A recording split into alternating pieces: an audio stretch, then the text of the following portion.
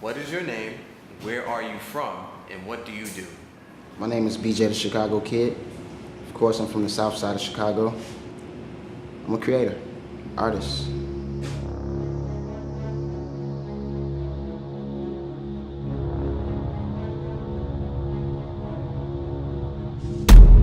My name is Felicia Pearson. I'm an actress / author, and I'm from Baltimore, Maryland. My name is Ebro Darden, originally from Northern California. Currently do mornings at Hot 97. I also work at Beats One on Apple Music. My name is Bonsu Thompson. I'm from the planet of Brooklyn, and I'm a marketing and editorial creator. My name is Sophie Green. I am a music artist. I'm also a TV host, and I'm from the nation's capital. What were some of your influences coming up? Biggie, Jay-Z, Nas, The Lox, Mobb Deep. Just hearing them rap about things that I related to. Listen to a lot of like DMX, Snoop Dogg, The Bay Area, Public Enemy, KRS-One, NWA, Tribe Called Quest. I'm an 80s baby, so I was fortunate to see hip-hop as it was growing. I mean, I remember dudes like breakdancing in the street and seeing b-boys and graffiti on the train. My mom, growing up, she used to play Tupac. And she also used to play, like Blue Lights in the Basement. So I got that soul, listening to her like in the mornings, cleaning up in the house, and then she'll play like Pop, Picture Me Rolling. So I was introduced, to rap at an early age. Definitely Jay-Z, because he's right down the block from me, being in Brooklyn. We got Eminem, whole heap of athletes, man. It's just like everybody getting this my influence.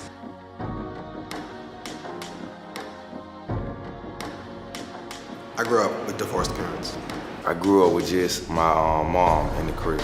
I grew up with just mom. Pops did some time. I grew up a foster child. Grew up no parents in the home. Grew up with my aunt, like my aunt raised me. My pops passed away when I was 9, so really growing up, it was just me and my mom. My mother passed away when I was young. I had 3 little brothers. No father figures around like that. My grandmom's held us down. I grew up in a kind of semi-single parent home. My biological dad wasn't with me, but my little brother's dad is who raised me. My father was in and out due to his own behavior and crime, et cetera, and my mom. I grew up with my mama and my daddy. I say that with a smile on my face because I know I'm fortunate. I can't say that any of my other friends had their mama and their daddy. The home I grew up in was with both parents. My mom and dad. I'm the youngest of 3. So I had a lot of examples before me. And then he came home when I was about 6.5 years old. So from then on, he's still with my mom now. From then on, I had both parents in the house, but I was still one of the knuckleheads that couldn't be told anything.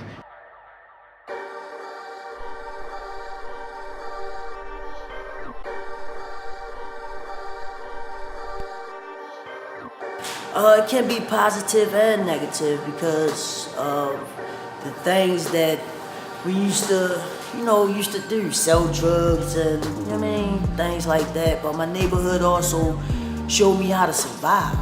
I grew up in a wild area, but because of that family structure, whatever was going on the block, in the hood, it didn't permeate them 4 walls of that crib. My neighborhood absolutely played a role in my upbringing, both positive and negative. We saw negative things, like I saw things that maybe I shouldn't have seen, again, that my parents couldn't shield me from. My neighborhood gave me both positive and negative. My neighborhood gave me everything.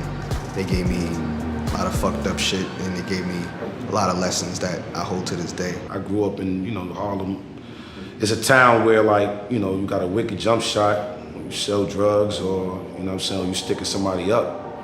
But however, the notion is that we gotta get it. So I saw crackheads and drug addicts and drug deals go down, and hustlers get arrested and lined up on the block when the cops would come, and the whole block would get arrested. All you seeing is the guys in your neighborhood that's selling the drugs or that's out there banging and all that shit. So you look up to them. People like Michael Jordan and stuff like that, they look so far-fetched to us. Like, man, we would never get there. DC's the kind of city that one block is nice, the next block is nice, but 3 blocks over, you got the trap house, you got people getting shot, you got drive-bys. Like, 3 of my friends were killed before we even entered junior high school. Growing up around a lot of people that they were older than me. I was always the youngest guy, so the things that they were allowed to do, I wasn't because I wasn't of age. The negativity that I encountered growing up, I think it helped me stay on the straight and narrow. I wanted to do that things because I felt those were the cool things to do. So I ended up being disobedient to my parents and being influenced by the things they were doing. I think it was a positive, you know what I'm saying? Because for me, it taught me a lot of street smart. Learning, you know, how to vibe when it's time to go, you know what I'm saying? When it's time to leave, you know, who you need to be around and not be around. Like, that was stuff, you know, my parents couldn't teach me that I learned, you know, just being out in the streets. So many people from my neighborhood helped raise not just myself, but the neighborhood. They kept us away when they knew something was happening, or they just, you know, I had homies that tried to buy weed, and the guy was like, get away from me. He wouldn't sell them weed, like, because he understands what it is. So the streets have good qualities of raising people too, but it's not a high percentage, you know what I'm saying?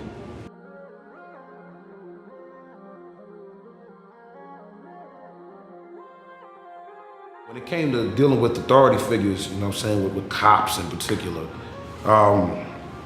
it was very weird because it was part of me that was like, leave me the hell alone for standing in front of my building that I live in. It was more so not me having a problem with authority, it was who the authority was coming from. I guess my earliest memories of the police were, I would see things go down on my block. Fights, stabbings, drug deals, and the police would never come. I don't even have a police record. Honestly, I can't really be around police like that.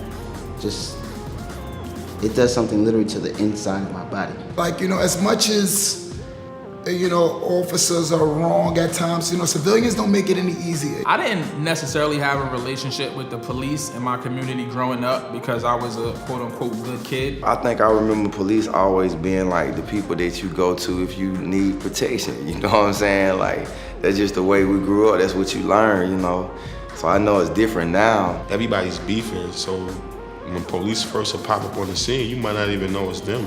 You probably think it's somebody trying to come get you. I can say I never had a good situation with the police. They was to make a habit out of coming around the building with just a hoodie on, they gunned out, you don't see their badge. So our first reaction is, yo, they go sun them. Or yo, son, be on point, niggas creeping. Before you know, you banging at the police and they banging back at you. They do what they want. They act like they don't have anybody that they have to answer to. Growing up, as far as I knew, the police were the people who we weren't supposed to talk to. In a sense, they kind of provoking you because they know what's going on in the area, in the neighborhood, and they coming through with their hoodies on. As I got older and started to think for myself, I realized that not all policemen are bad. They aren't, straight up.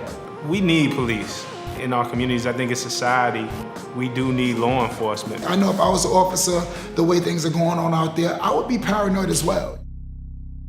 I'm gonna say some names and I want you to give me your thoughts. Sandra Bland, Trayvon Martin, Mike Brown, Freddie Gray, Eric Garner.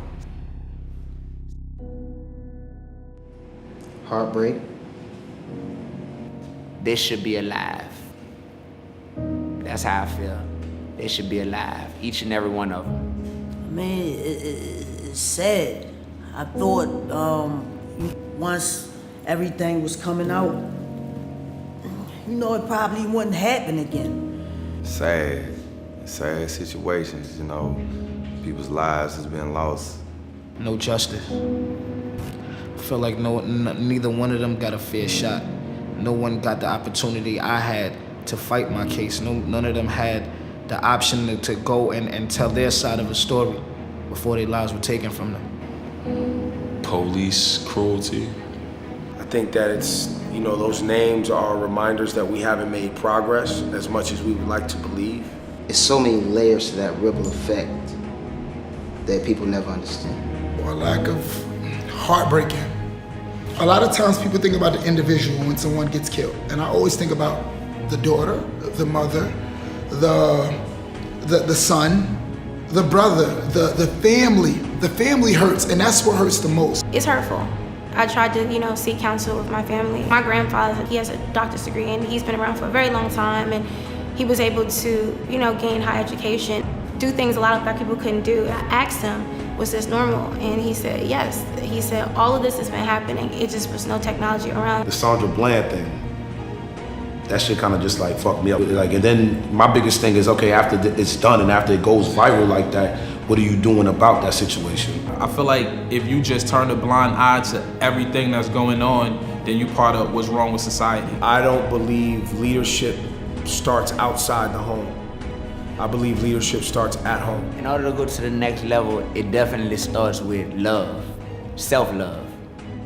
Self-love is more important than anything else. The community as a whole needs to come together and figure something out, because if we don't, it's only gonna get worse.